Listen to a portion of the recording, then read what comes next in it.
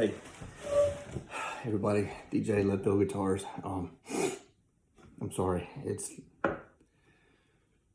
right about bedtime on Sunday evening. I'm exhausted. I have a long weekend, but I wanted to be able to do this to be able to fill out those gaps in some of the videos I did before. So what I'm going to try to do is take the stuff I showed you from Home Depot and some of the stuff I talked about before and kind of combine it into one as condensed video as I know how to make. I'm not going to say it's going to be real short, but we're going to try to keep it short. All right, here we go. So, I don't know if I told you before, the neck you need to look for, I talked about looking for a neck on eBay. You look for a 25.5 scale guitar, 25.5 scale guitar. That's a Fender scale guitar. I would suggest finding a Telecaster style. Not the headstock, the headstock's irrelevant, but the cut on the bottom of the neck. Either way, what you're gonna be doing is really comparing this. So here's your neck. Okay, this is a Stratocaster neck. You can see how this is kind of rounded a little bit. Telecaster neck is the exact same width. Everything is flat. Just makes it easier for you to cut.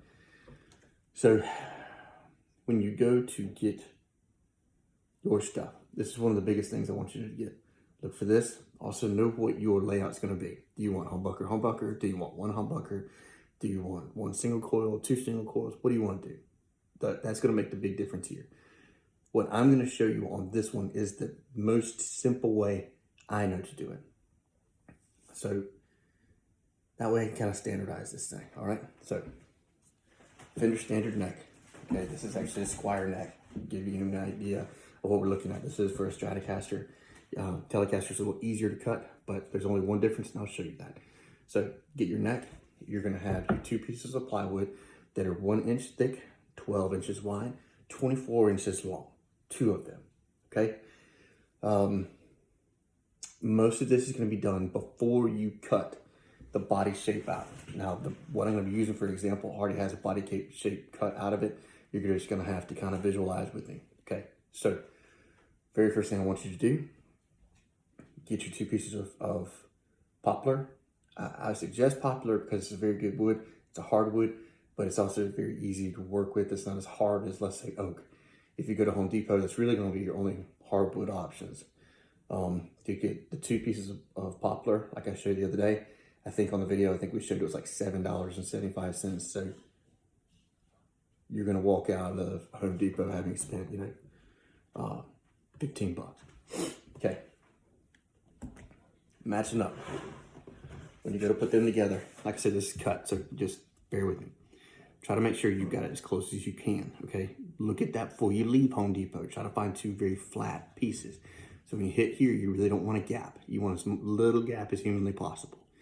Buy those, bring them home, stack them like this, lay them long way here. It should be 2 feet out in front of you, 12 inches wide. Now they're stacked 2 inches deep.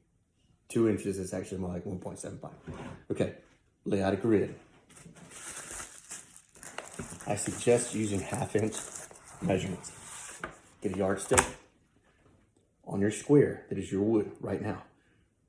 Go in 1/2 inch increments across the top, across the bottom, across the sides. Use your straight edge, draw them all together. That way, essentially, you will have graph paper. The reason this is important, this is gonna help you stay straight and centered the whole time you're cutting and working with it.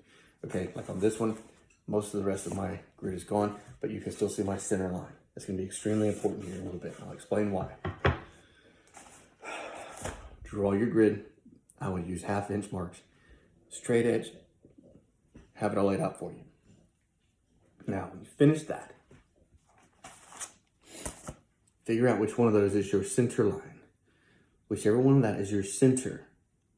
And it doesn't necessarily have to be the center of the wood, per se. Like, in other words, let's say you draw it all out like that, and let's say you have, technically it should be that you have 12 inches across. But let's say you don't, maybe it's a little bit more, a little bit less. Work with it, okay? Find your center line. Let's say it's 12 inches perfectly for this right here, for this video. So 6 inches, mark it at the top, mark it at the bottom.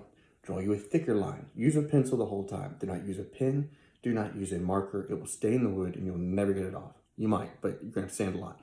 Pencil, way easier. Comes right off. Darken up your center line, okay? Your next line I want you to draw Actually, there's one thing I want you to do before I want you to draw another line. Okay. So you got your center line. Okay. Now, right here. This, you want it on your center line. Now, you also want it straight.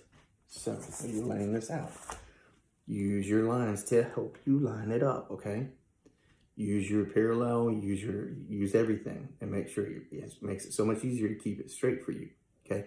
Keep it straight. Gotta be straight. Now, this does have a little bit of a bevel to it, meaning it's got a taper. Yeah, bevel wasn't the right word, taper. It's got a little bit of a taper right here, okay?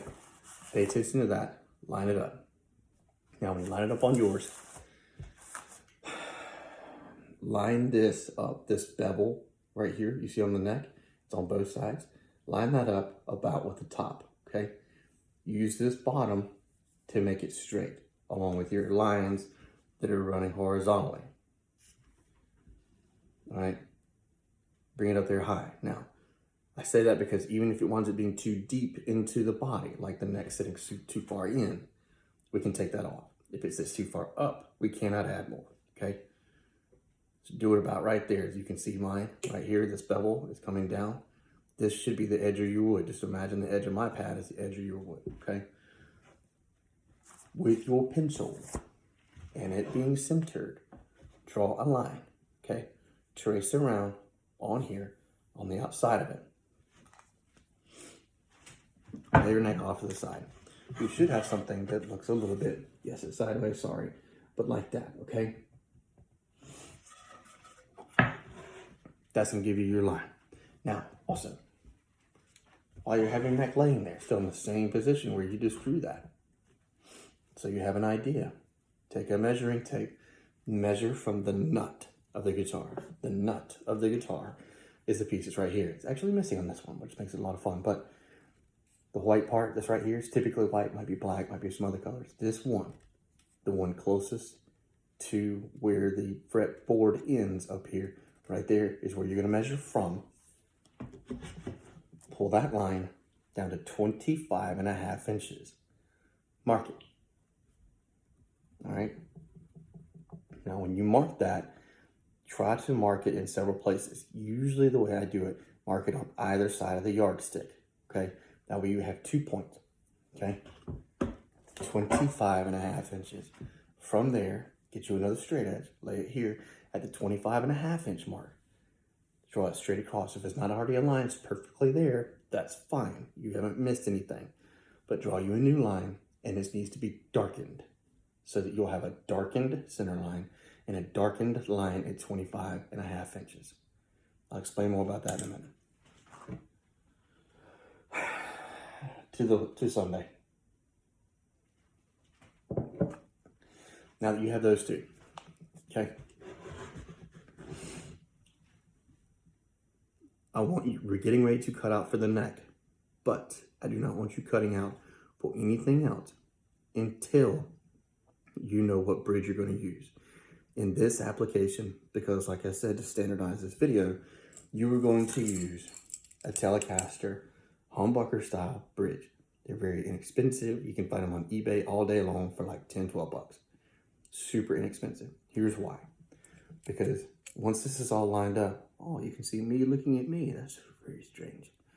So you're going to line these up. This is your line that you're going to put at 25.5 inches. Now, of course, as you can see, they're adjusted. So they're not a perfectly straight line. But that 25.5 inch line is going to be as close to that as you can get straight. But this being straight to it, this being straight to it. This hole is for your humbucker, which is going to help you line up your humbucker to your strings and the rest of your guitar. Makes it much easier. Just trust me. Now, with this center line, okay? Your center line is easy on these because guess where it is? Right where the middle screw is. Perfect. Okay? Also use your parallels to line up here and use all the rest of the line here. Make sure it's centered, okay? Get it here. You're going to line it up. You're going to make sure everything is centered on your 25.5 mark. Everything is on your parallels, your horizontals, everything is ready to go, okay? Wherever that is, the holes that are on here, okay, these two holes are for the humbuckers. Do not mark those. Mark these 2 up here and these 3 down here across the bottom. That is it. Do not mark anything else. Only those. And mark them right here where you have it lined up. Okay, darken those circles. Now, while you still have it laying there, go ahead and mark. Go ahead right where it is. Do not let it move. And trace where the humbucker hole will be. That is this hole. Trace around this. Tightly, neatly, one line. That, if you have a hard time seeing it, darken that one. Okay, darken that one with a like Sharpie or something. That's fine, because you're going to cut that out, so it's going to be gone. If you're going to try to do a different bridge, I suggest you make those decisions and make sure you mark them appropriately before you start cutting. What I mean by that, let's say you decide you're going to use this bridge, but you cut it out too close.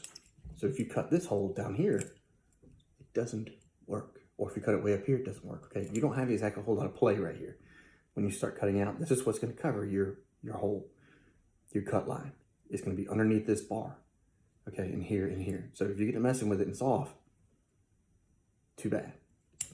So measure it with this, make sure it's right. Measure twice, check the 3rd time, then cut. Okay, then, this is how your controls are going to be and how you want to cover them. For this application, I would suggest you using a Telecaster control cover. They're about this long, they're oblong. I've got one in my office, but I don't have it with me. So we're just going to kind of picture it here. So it's about this long, about this wide. It is on the side of the guitar, farthest away. So if it's on the right hand, if you're a right-handed player, your guitar is going to look like this. The control cover is farthest away from where my head is right now. Same thing. If you're a lefty, flip it down here farthest away from you. But righty, which most of you are, right here. So the control cover needs to go right here. Okay. There does not have to be a standardized place for that. Where you put the control pattern, control cavity is irrelevant. Okay. Make sure it's not going to get in the way of your bridge. Make sure it's not going to be in a place where you can't get to it. All right. Cut you a hole, so it's going to wind up being, it's going to look like it's about right here. This one doesn't have it. And I didn't cut it because I'm not going to use that type right here, okay? But it's going to be set about right here. Trace that, okay? Now, everything that you just traced, you traced the outside line of what you're going to be using, except for the humbucker, okay? Remember that. Meaning, with the neck control, with the neck joint, you need to cut within that pencil line you did, or right on it. Do not go past it at any point. Then, past there, you're going to remember you cut on the inside. You're going to be cutting on the inside of this, okay? So, meaning that for the neck one, if you cut outside that line, or even on that line, it may be too big for this. But this one, cutting right on the line or under the line, is going to mean that you're too small. This is all fine, okay? All completely fine. We can take care of that later with files. Same thing with your control cavity cover. Cut inside those lines because you want to make sure you can cover it with the cover and leave you a chunk at the top and the bottom for the screw holes, okay? Yeah, that's it. So, we're going to separate the two, like this. Leave this here and hold. Take this with you. Go out in the garage. With the garage, you're going to take your drill. Black & Decker. If you bought one, great. If you borrowed one, great. Okay? Either way, you're only going to need it for like a day. Drill bits. You can use a ton of different drill bits. It doesn't matter. What you're ultimately going to do is use this, perforate the line that on those areas that you have created so that you can essentially punch that out. Okay? So, for example,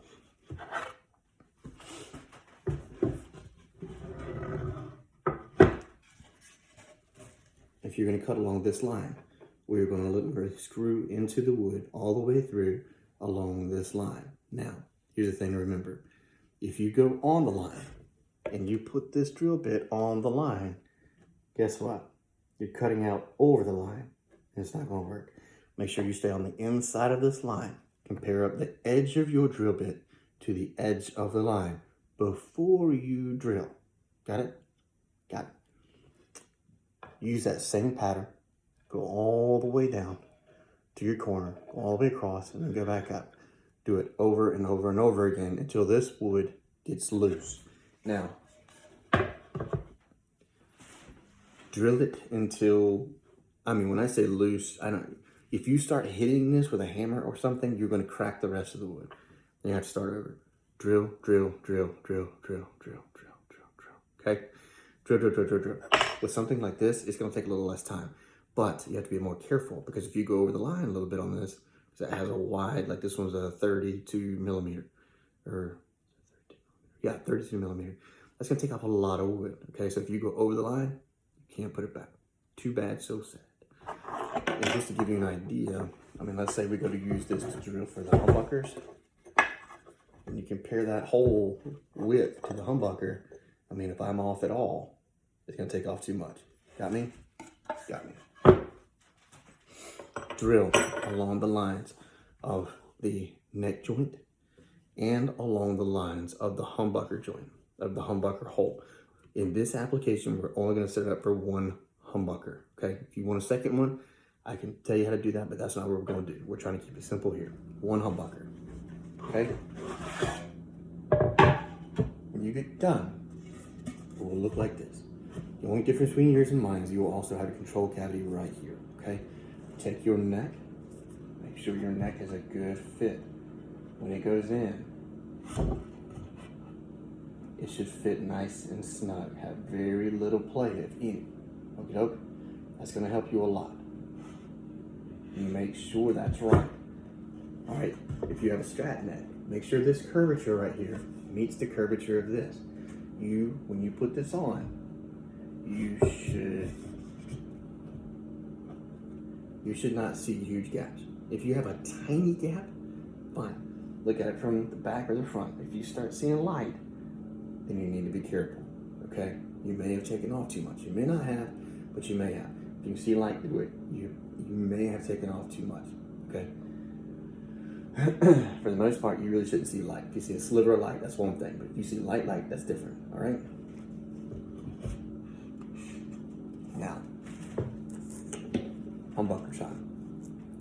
Take your humbucker. Make sure the humbucker's gonna fit. Or you can just throw it on the floor like I did. It's cool.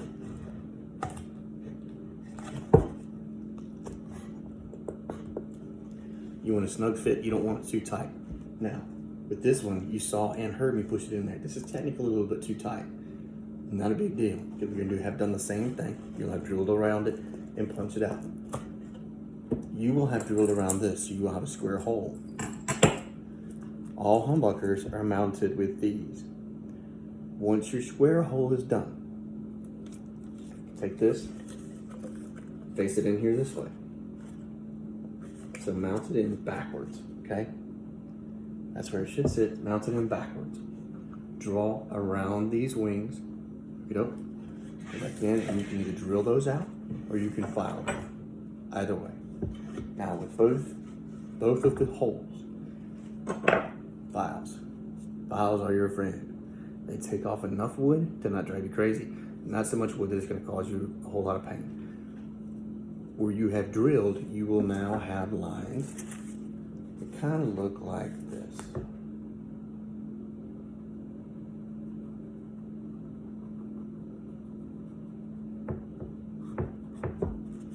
Okay? And that's because of the drill holes. Obviously, nothing you can do about it. But what you can do, you take your file and you start running them down in here, filing it out. Now, the fastest way is going to be in this way. Now, at some point, you've got to make sure it's flat. That's when you'll start going this way, okay? Along here. And you'll be able to see when your entire file hits, it is flat, okay? I don't know if you can see that. The entire file is hitting, so it is flat. Same thing over here. The entire file is hitting, so it is flat. This obviously is semi-round here. You're going to have to do the best you can with what you drew on it. you need it to look like this. Okay, same thing with this. Cut out your wings. And don't be too scared of this. Remember, you're going to cover this up. Cut out your wings for your humbucker. Smooth all these things out. With these, you don't have to worry about the line being straight quite as much. File it down, okay, so it looks good and smooth. About like this. It's a little rough cut, but it's smooth. All right? Now,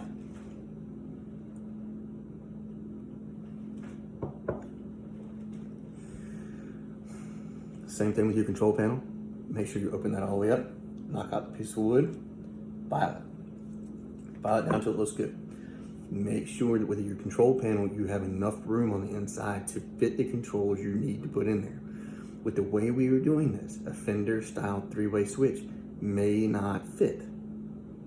There's a way to fix that. Super easy way.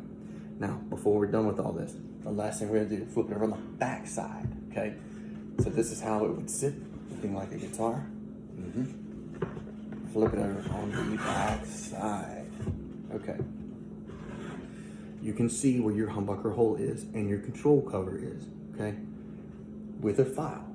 You can do this with a round file. I actually like doing it with a square file. With a square file, you're gonna start filing a groove in here, okay? And once you file that groove, you want a groove large enough for wire to fit through. If you're only doing one humbucker, these are the wires that will have to go in, at least. The hot and the ground for the humbucker and the ground from the controls back to the bridge. So you need a tunnel large enough for that. I would file it down until probably you could fit most of this pencil in there. Okay? It's gonna take you a little while to file it. Now, there's a ton of different ways of doing this. This is just with the tools of picking up at Home Depot. Like I was saying, it's files. Make sure you have a drill bit, and of course sandpaper. I don't know if I said that even.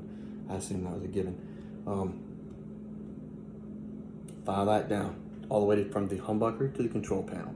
Okay, file you another one, going from the humbucker down about 2 inches. I'm gonna take that back.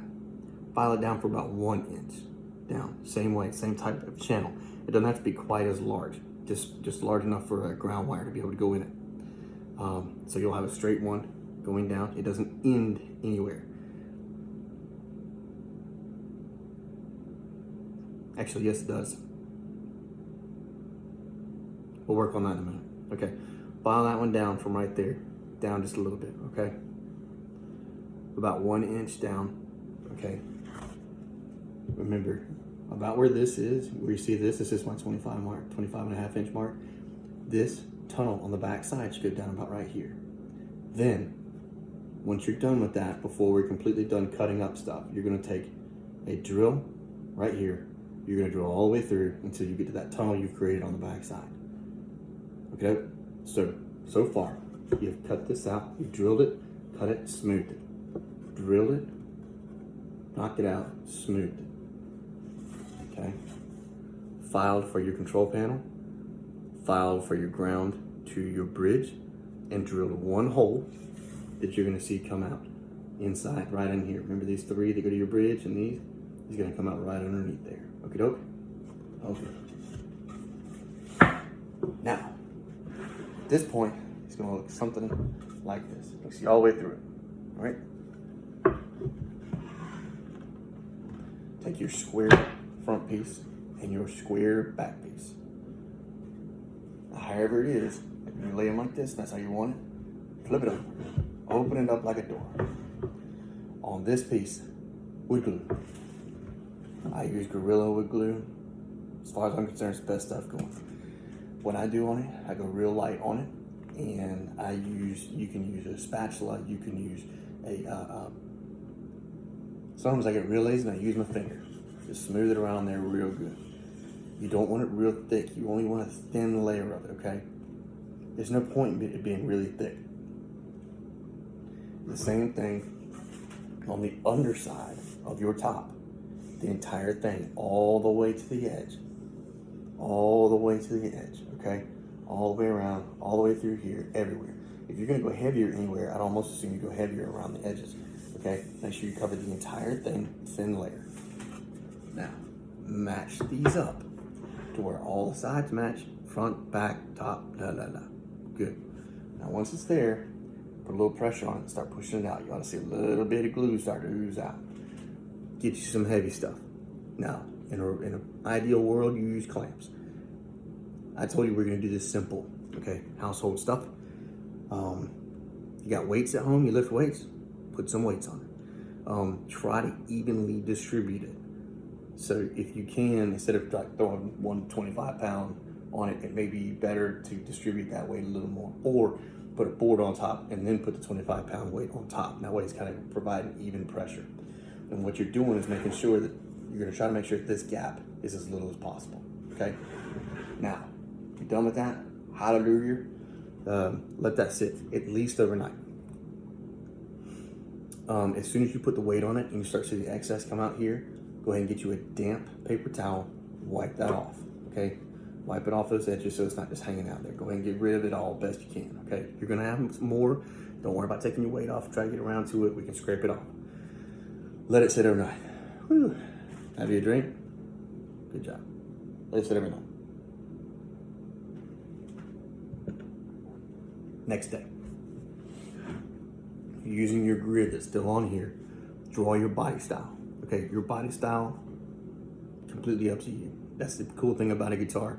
The stuff that's gonna really make a difference is the stuff you've already marked on here, all right? Cut out your body shape. So I used this body shape on this one. Use whatever you want, doesn't matter. I will tell you, in all honesty, if you cut out a Stratocaster or a Telecaster, I'm gonna beat you up, because you can go on eBay or other places and buy a pretty nice Stratocaster or Telecaster body for about 50 or 60 bucks. It is not gonna be worth you chasing it, because no matter how hard you work in a situation like this, it's not gonna turn out looking exactly like it. Go buy something that was printed off of a CNC machine, whatever. Okay, if you use something symmetrical, so like you try to do the real perfect, dreadnought style, maybe you'll just get lucky. But anytime I try to do something symmetrical, I wind up chasing it. So my suggestion is it goes somewhat symmetrical, a little asymmetrical. It'll cause you a lot less heartache. Okay. Draw those lines on there. Now use other things. Use things like, if you're gonna get down here, you're gonna make a circle, go get you a pot out of your kitchen. Use that to make your circle. Don't eyeball stuff, okay? If you're going to go completely asymmetrical and you're not that worried about it, fine, eyeball it, but try to lay it out. Okay, cut that off. And at that point, ladies and gentlemen, you will have a pre-routed guitar body. With these seams, if you still have a good bit of a seam there left, you are going to have to file this and sand it until it is smooth. If you file it and sand it to where it's all smooth and you still have a little bit of a gap, works perfect. Put a little bit in there, smooth it out with your finger, let it dry overnight, come back and sand it out flat. But I would not worry about that until you got it all sanded down. Like with this one, for example, for whatever reason, my jigsaw was really not happy with me. And it came out a little goofy. Now, if you don't have a saw, I use a jigsaw on mine. If you don't have a saw, don't have a jigsaw, don't have a sawzall, you can use any of those things. It's just how far it takes you from there to being a finished product. You can use the drilled method and then knock it out. All you have to do is just from there, you gotta remember, it's your best friend. File, file, file, file, file. You can also, if you wanna go faster with that, get you a rasp file, works wonders. And that way on those edges, when you're trying to make them match up, you're gonna until it's all squared away. Do some finishing work here to make it all match up and look good. Sand until you think you're done sanding. Then sand some more. And then when you think you're done sanding like a third time, sand again. I usually start with a block of like 120 or 220, and then I'll move down. When I've got it pretty much smoothed out, I'll move down to 400, then I'll move down to 800, and from there I start working on my finishes. Hope this helped you guys.